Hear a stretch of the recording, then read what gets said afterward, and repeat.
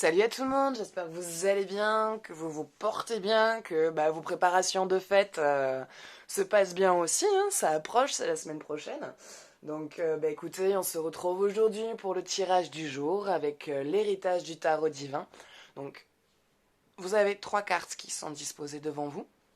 N'hésitez pas à faire pause pour choisir la carte ou les cartes qui vous parlent le plus, hein, vous n'êtes pas forcé de vous arrêter qu'à une seule. Entendez bien que ce jeu ne parlera pas forcément à tout le monde, donc si vous souhaitez faire un tirage plus approfondi ou personnalisé, sachez que je fais des consultations téléphoniques, donc la consultation dure 1 heure, elle coûte 40 €, le paiement se fait par lien PayPal, donc si jamais il y a des débordements au niveau de la consultation, voilà, il n'y aura pas de frais supplémentaires pris, hein, ce n'est pas un numéro surtaxé, voilà, c'est tranquille. Mais écoutez, on va commencer, on va attaquer avec la carte numéro 1,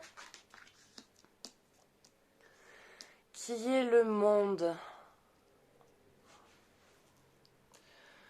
Vous avez envie d'être bien, vous avez envie d'avancer, vous avez envie de voir d'autres choses.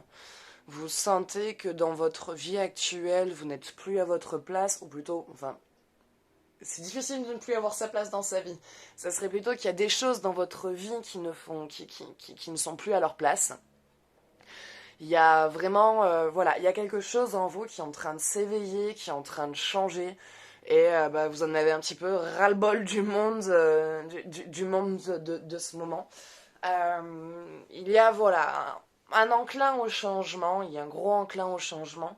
Il y a quelque chose chez vous que vous avez motivé, ou en tout cas que vous avez remotivé. Il y a, comment dire ça Ce- euh, Autour de vous, on va dire que vous avez décidé, au lieu de voir en fait les choses de manière négative, vous avez décidé de changer votre vision sur le monde. Vous avez décidé d'arrêter de juger, vous avez décidé d'arrêter de vous focaliser sur ce qui ne va pas. Voilà, il y a des choses, toutes les choses négatives en fait, vous avez décidé de ne plus vous arrêter dessus et justement de vous emplir que de choses positives. Et depuis là, il y a plein de choses en fait qui commencent à vous englober et qui commencent à être en accord avec ce changement de vie que vous commencez à mettre en place. C'est même pas vraiment un changement de vie, je dirais que c'est plus un changement de conscience que vous avez. Voilà, une prise de conscience. C'est pas facile des fois de trouver les mots de suite. Je suis désolée, des fois je tourne longtemps autour du pot au niveau des cartes et ça vient, l'éclaircissement vient après. Voilà, je vois donc surtout un changement d'esprit, un changement de pensée. Il y a une nouvelle façon d'aborder les choses en vous.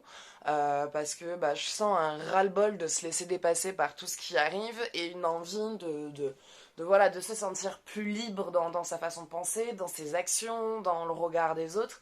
Donc je vois tout un détachement au niveau du jugement et de la pensée de l'autre. Vous, il y a tout un détachement aussi au niveau de cette pensée archaïque. Très souvent, voilà, quand on se focalise sur quelqu'un, sur une chose, sur un détail qui vient, qui nous ronge, qui nous bouffe, on y pense pendant plusieurs jours, on arrive au boulot angoissé à se dire j'ai pas envie de voir cette personne, j'ai pas envie qu'elle m'en reparle, machin, tout ça. Et tout ça, vous avez décidé en fait de vous en détacher.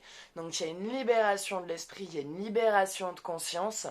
Et depuis qu'il y a cette libération d'esprit et de conscience, ce lâcher prise, on va dire, il y a en vous vraiment un déclic qui se fait, vous vous sentez bien en fait depuis ça, vous vous sentez mieux, même vous comprenez pas comment ça se fait que vous vous sentez aussi bien en l'espace de peu de temps, mais c'est juste parce que vous avez décidé de lâcher prise, vous avez décidé de voir les choses sous un autre angle, vous avez décidé de ne plus être touché par les détails de la vie qui peuvent venir vous saper le moral, et vous avez décidé de garder confiance en vous et en l'univers en fait.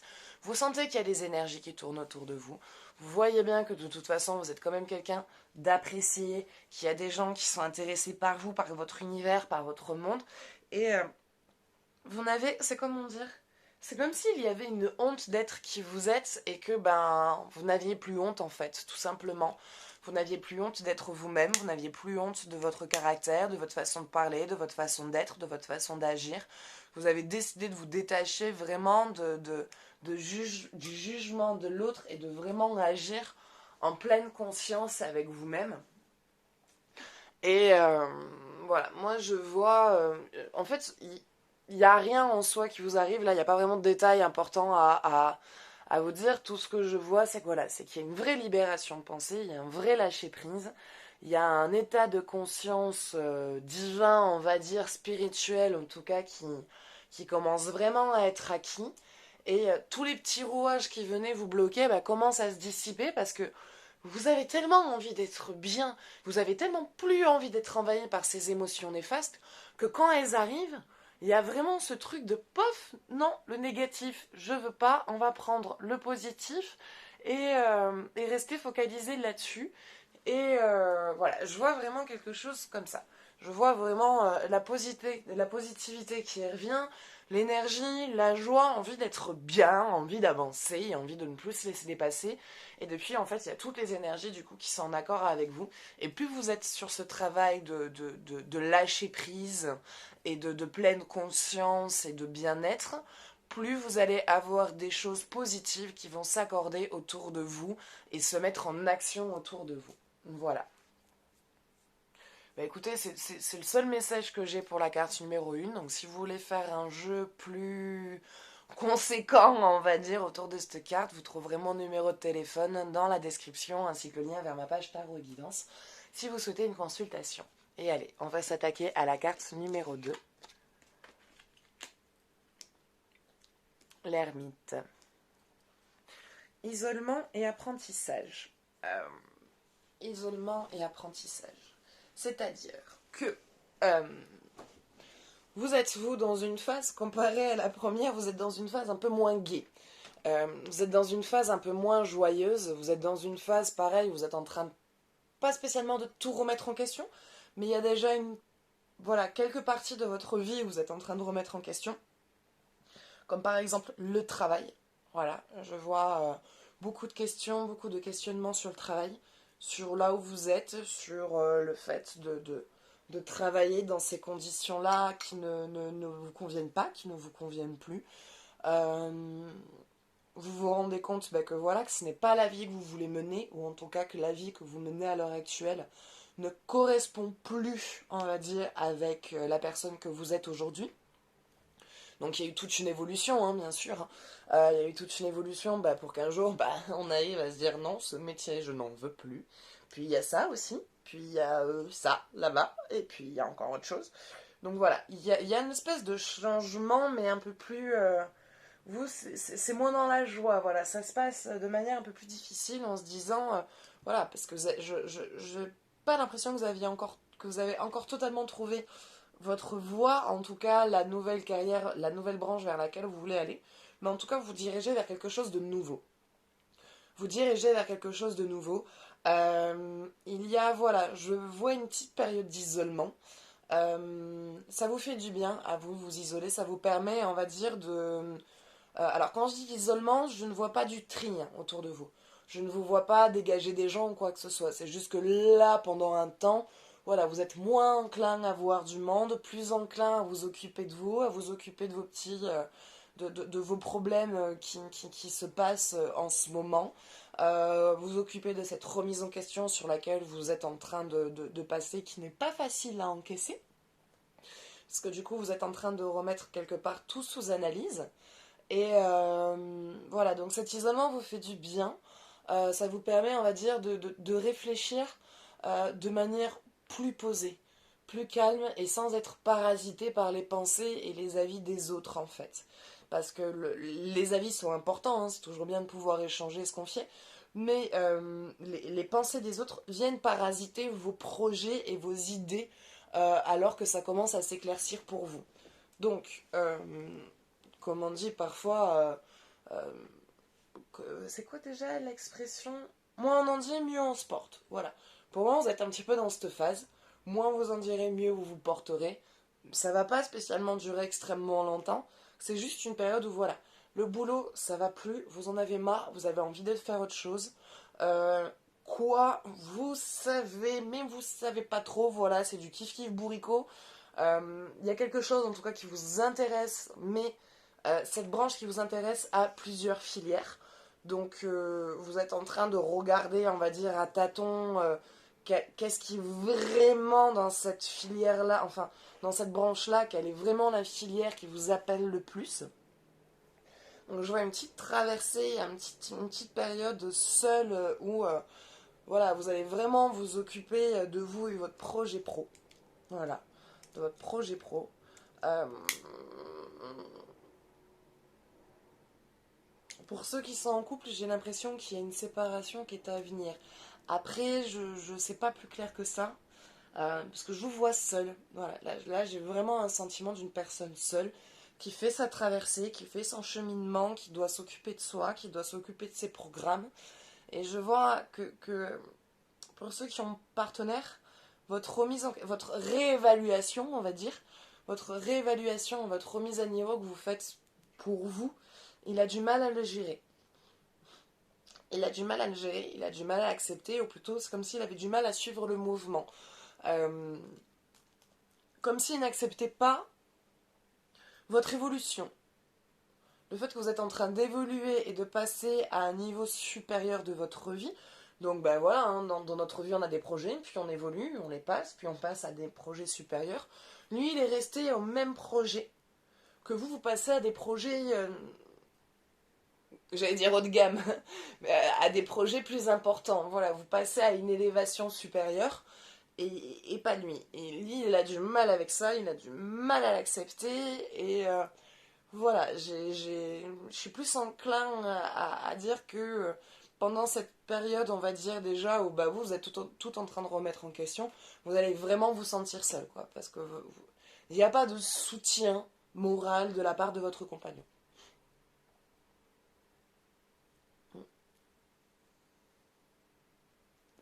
Mais vous trouvez cette branche, hein, vous trouvez votre branche, vous faites une formation et vous changez de boîte, voire peut-être possiblement une indépendance ou changer de boîte pour mettre de l'argent de côté pour ensuite faire une indépendance. Dans tous les cas, vous changez de travail. Voilà. À un moment donné, vous allez changer de travail. Écoutez, c'est tout ce qui me vient comme message. Donc, si vous souhaitez faire voilà, un jeu autour de là ce qui vient d'être révélé, vous pouvez trouver mon numéro dans la description ainsi que le lien vers ma page tarot et guidance si vous voulez prendre un rendez-vous. Et on va passer à la carte numéro 3.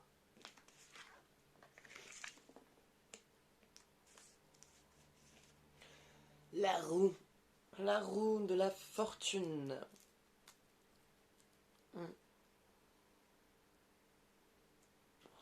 Alors vous, c'est plutôt une période compliquée. Côté fortune, c'est pas la fortune. Côté fortune, c'est pas la fortune. Comment dire? Attention là à votre argent. Alors je sais qu'il y a les fêtes, hein, que vous avez envie de faire plaisir, que vous avez envie de gâter, qu'il y a pour ceux qui se déplacent, il y a la route, il y a les cadeaux, il y a la bouffe, il y a tout ça. Euh, mais attention parce que le début d'année va être très rude financièrement pour vous. Ça va être assez rude, ça va être assez difficile, ça va être assez tendu sur le plan financier. Donc si vous avez des réserves, plutôt que faire des petits cadeaux en plus, sachant que vous avez quasiment déjà tout le monde, essayez de mettre un peu d'argent de côté parce que euh, janvier, février, mars, ça va pas être facile. Ça va être 2-3 mois assez durs, assez rudes sur le plan financier. Euh, Vous êtes entouré, par contre, vous êtes quelqu'un d'entouré. Il y a la famille, il y a les amis, ils sont là, ils vous soutiennent, ils vous aident. Mais voilà, je vois une petite galère financière, quoi. Une petite complication financière qui ne durera pas. Ça va être une période compliquée pour amener, on va dire, sur de l'abondance. Donc sur ensuite une période, on va dire, plus fructueuse sur le plan financier. Mais là, à l'heure actuelle, ça va être de la fuite. Il va y avoir beaucoup de fuites, il va y avoir beaucoup de petits problèmes. Attention à la voiture. Voilà, s'il y avait de la vidange, que vous l'avez toujours pas faite, que ça fait un moment qu'il faut la faire, faites-la. Attention aux petites fuites dans la maison. S'il y a des problèmes de tuyauterie ou le cumulus à surveiller ou la machine à laver. Voilà, il va y avoir en fait, c'est ça le souci. C'est surtout ça, c'est l'une des raisons aussi pour lesquelles je vous dis attention aux finances. Parce qu'il va y avoir plein de petits problèmes, on va dire, quotidiens qui vont arriver, qui vont vous un petit peu vous tomber dessus et qui vont vous créer une fuite financière du coup. Alors, pourquoi est-ce qu'il va y avoir des soucis, on va dire, sur le côté matériel? C'est que il y a sûrement des choses en fait que vous ne voulez peut-être pas réaliser, que vous voulez peut-être pas voir, que vous voulez peut-être pas entendre, et énergétiquement, ça se répercute sur votre quotidien. Ça se répercute sur votre quotidien. Il y a un truc à régler, il y a un truc à faire. Je ne saurais pas vous dire ce que c'est, vraiment pas. Là, pour le coup, je suis dans l'incapacité là comme ça de vous dire quel est ce travail qu'il y a à faire. Mais il y a quelque chose. Il y a quelque chose à régler, il y a quelque chose à dénouer. Et quand ça se dénouera, tous ces problèmes, on va dire, quotidiennes de la maison, du foyer, de la voiture, voilà, tous ces petits trucs comme ça, il n'y en aura plus. Parce que vous aurez réglé karmiquement, possiblement, euh, ce qui vient créer ces fuites qui sont reliées, qui sont liées à l'argent. Voilà, il y a un blocage là-dessus, il y a un verrouillage là-dessus, et il va falloir trouver ce que c'est, parce que, en tout cas, plus vite vous le trouverez, et moins votre période compliquée financière durera, quoi. Donc, voilà. De toute façon, de ce que j'en vois, c'est au maximum, ça dure 3 mois. Au maximum, ça dure 3 mois. Moi, je vois pour mars, c'est réglé, quoi. Tous les petits blocages d'argent, machin, des trucs à réparer, à faire, voilà, ça sera réglé. Écoutez, c'est tout ce qui me vient, voilà. Donc, ça sera tout pour aujourd'hui. Donc, j'espère que ce tirage vous aura parlé, qu'il vous aura plu, que ça vous aura un tant soit peu aidé ou éclairé. Et si vous souhaitez faire un jeu plus approfondi, hein, je me répète, hein, comme à chaque carte, je fais des consultations téléphoniques. Donc la consultation dure 1 heure, coûte 40 € et vous trouverez mon numéro de téléphone ainsi que le lien vers ma page Tarot et Guidance pour un rendez-vous ou pour passer directement par moi. Voilà, écoutez, maintenant moi je vous fais de gros bisous. Je vous souhaite de bonnes préparations de fête et je vous dis à bientôt. Ciao, ciao.